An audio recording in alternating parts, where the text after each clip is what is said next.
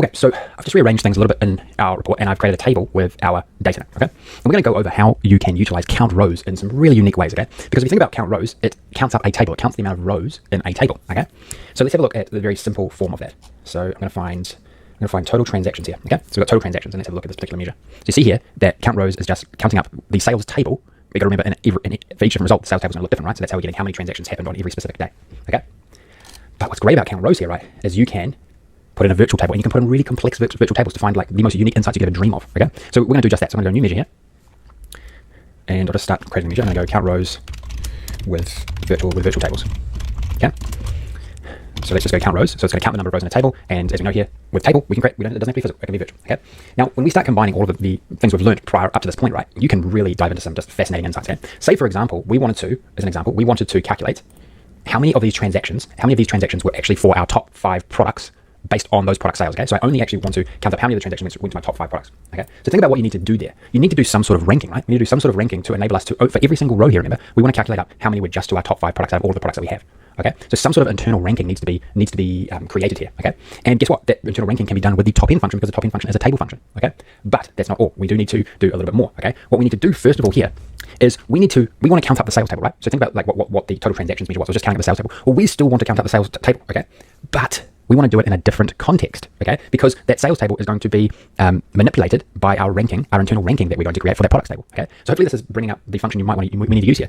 Calculate table, right? Because we want to count up the sales table, we do want to, but we just want to do it in a different context, and that's what calculate table enables you to do, okay? So I'm going to put my sales table in there, and then here within my filter area of calculate table, this is where I can adjust the context of the sales table for my internal ranking, okay? And that's where top n comes in, okay? Because top n is a table function, okay? And it enables me to change the context of a table, or change the context of a calculation as well, okay?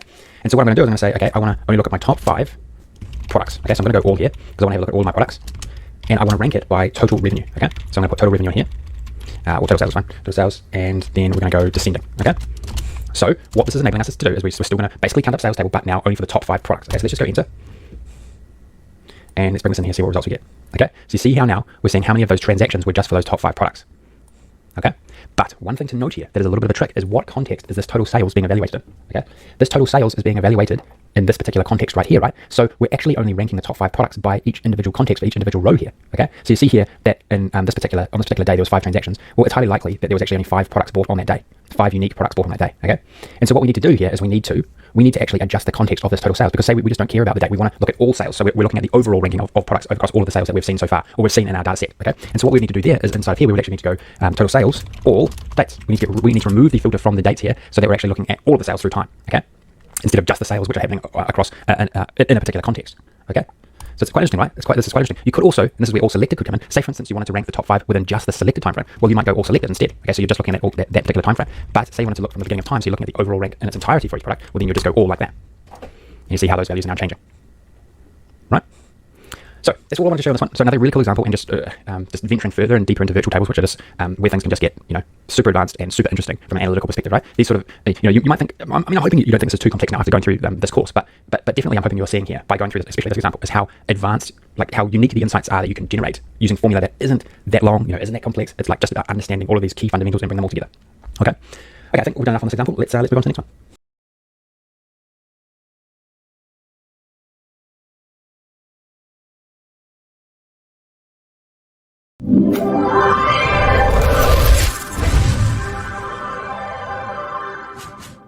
Okay, now we're just going to briefly go into a budgeting allocation algorithm, okay? So if we just come back to our model just quickly, actually, I'll just get out of here and go, because our budgets, remember, are all just 2020, and only in 2020. So let's have a quick look at our budget table. So you see here, we're only looking at the year 2020 in this particular case, okay? So you just got to imagine that we're sort of maybe in year 2020 in our demo data set, and we're sort of trying to compare our, remember these are annual budgets via our city. We need to compare these versus our sales results, which are at a daily level, right? These are at a daily level. They're at a daily granularity versus our budgets at a yearly granularity. So what we essentially would want to do, and what we're going to try and do here, is we need to match out that granularity. So we need to somehow take our yearly budget and break it down into a daily amount so that we can compare them, okay? Because if I go like this and I bring in my total sales here, so I want to compare my sales, my revenue versus my budget revenues, right? You see here, sales is broken down by every single day. So somehow we need to create some sort of budget allocation algorithm which enables us to do that, okay? So let's just do a quick recap of what we created before, right? So you see here that if I can just do a simple sum of my sales budgets, but if I bring this into this particular context, you'll see that it's giving me a meaningless result because of our model. Our budgeting table doesn't have any relationships to anything else, okay? So we did solve it in some respects utilizing the treetas function, right? The virtual relationships, okay?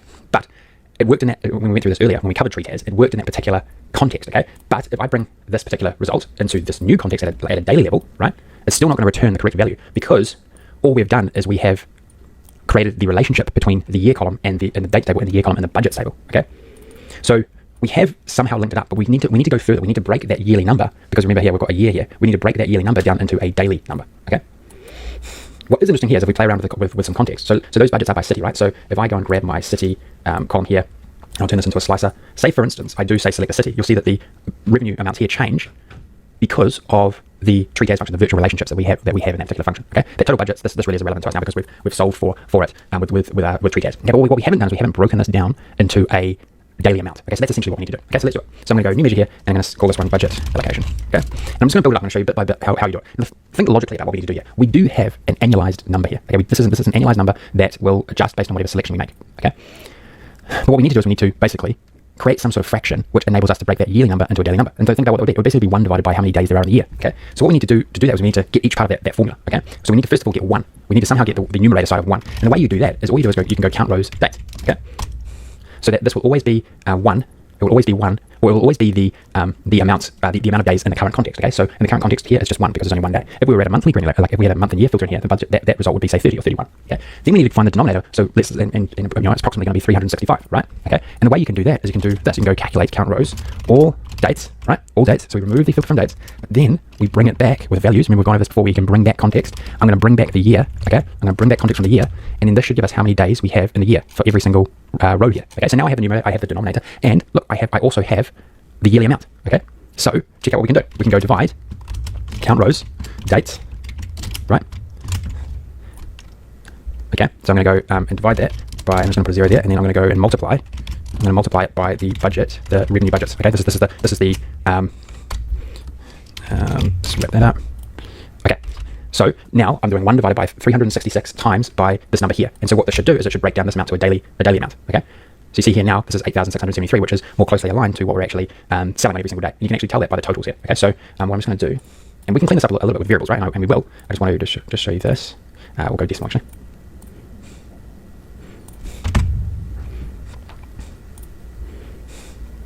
Okay, so now we've got this. Let's actually have a look at it in a visualization, because that enables you to see it a bit clearer. So we'll go here. See here the budget allocation is a consistent line. We'll actually need to make sure the axes are correct actually. So see, you probably need to turn off one of the axes.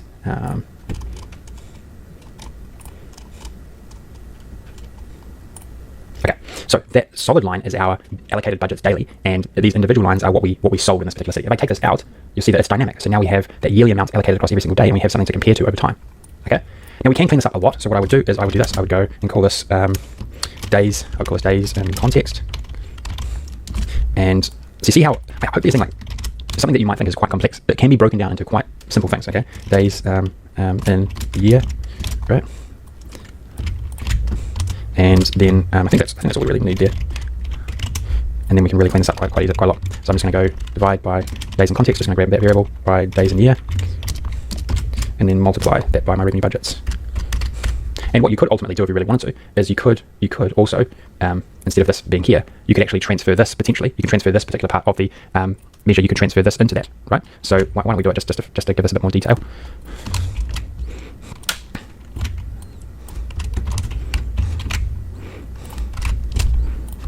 And when this is all done, it's going to be a very clean formula that has a little bit to it, right? It says a little bit to it, but it is basically our budget allocation algorithm. It's going to enable us to showcase our budgets in all different types of ways, right? We can, we can look at a very specific time frame if we wanted to. Just look at, say, a certain quarter. I'll get rid of this now that we don't need it. We could look at a specific city within a quarter and get the correct days. You see how it's all totally dynamic? You know, the ability to make this dynamic is quite amazing. And then ultimately what you could do is you could then turn this into a cumulative total, utilizing the cumulative total patterns that we've gone over, right? And so that's how you can again take it to another level. Okay, but hopefully you've enjoyed seeing how you can bring this all together. And then just to conclude, look how simple our model still is here, right? It's still very, very simple, and we've just sorted it all out with our measure. We've sorted everything out in our measure. You could create some comments here to make it even clearer. But to me, this really simplifies it a lot and makes it far easier for you to understand what's going on later on. Okay, let's round up this one. Almost done. And of course, let's just finish off with a couple more examples.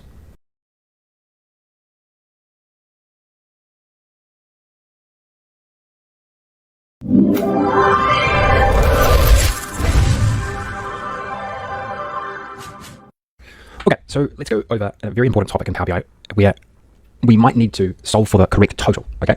This will happen all the time when you're working in slightly more advanced calculations. Your totals might not be what you expect and you want something different. Okay, so we're going to go through a scenario here and a formula pattern that you should try and use all the time when you come to these sort of situations. Okay, so what I'm going to do, I'm going to drag in my total sales here. Okay.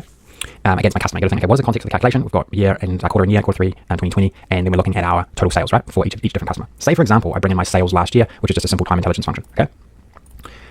What about if I wanted to calculate the min value out of these two, okay? I wanted to see, okay, what is the min between sales in the current context and sales in the same period last year, okay, for each different customer, okay? What you might think that you would have to do is create a formula like this, right, where you just calculate up the min value. Okay, so let's drag this in and have a look, okay? If we look down this list of values, you'll see that it's looking pretty correct. It's looking like it is calculating the correct thing. Okay, because it's always grabbing the min value out of these two. Okay, but look what happens when you get down to the total. When you get down to the total like this, you'll see that it's actually just calculating the min of the totals. Okay, so it's doing what it should be doing. It's calculating, like, based on what formula you have created.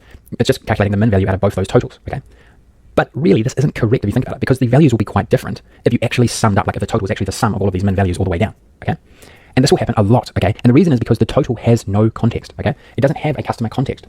So what we need to do is, for this total value, we need to generate it. We need to calculate the total context, so that for this particular value here, we basically iterate through every single customer, work out what their min sales were out of these two values, and then sum them all up at the end.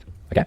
Now, how we do that is utilizing a formula pattern like this. Whenever you need to think of, well, how can I iterate through something? Well, you got to think, okay, well, I've use an iterating function for that, and we want to ultimately do a sum after some logic is done at every single iteration, right? So sum x is the logical formula that we should want to use. Okay. Then within the table area, we're going to put a virtual table, okay? And that virtual table that we're going to use is basically going to be exactly the same as what is in this particular table. We're basically going to recreate it, but we're going to do it virtually, okay? So we're going to utilize the summarize function and recreate the customer name column here by referencing it there, and then adding total sales and last year sales. You've got to remember what we're doing here, though, is that instead of in the total, just taking the min of these values, we're actually going to evaluate through, in the total here, through every single customer name, work out what the min sales were at every single row there, save those into memory, and then at the end, when we've done all of our iterating, is we're going to sum up all of those values, okay? And that's how ultimately we're going to get the right total. Okay, and so when I drag this in, look at the total value here now. Okay, so it's now actually summing up all of these values within this particular column in the table. Okay, now the reason why we still get the correct results at every single row here is because this particular table here is evaluating to a single customer due to the context in this particular table. So we are really only looking at one customer for every single row here and working out what their min sales were between these two measures, between the sales measure and the last year sales measure. Okay, so this is a really common way that you can solve for totals. Okay, so I want you to reuse this sort of idea in your own models if you come across this sort of issue. Okay, because this is essentially what you need to do. You need to just first of all realize, okay, what is the context in the total? Usually there is no context, so you need to somehow create some sort of iterating to go and work out what those values are at every single row in that table, and then do some sort of calculation at the end, like a sum, or like an average or something like that. Okay, that's enough for this one. Hopefully you got a lot out of some of these more advanced examples and things that I think you'll come across, right? And getting exposure to it now will enable you to solve for it, and also just get you thinking a bit broader around what you can achieve as well within Power BI. Okay, let's just round things off here and move on.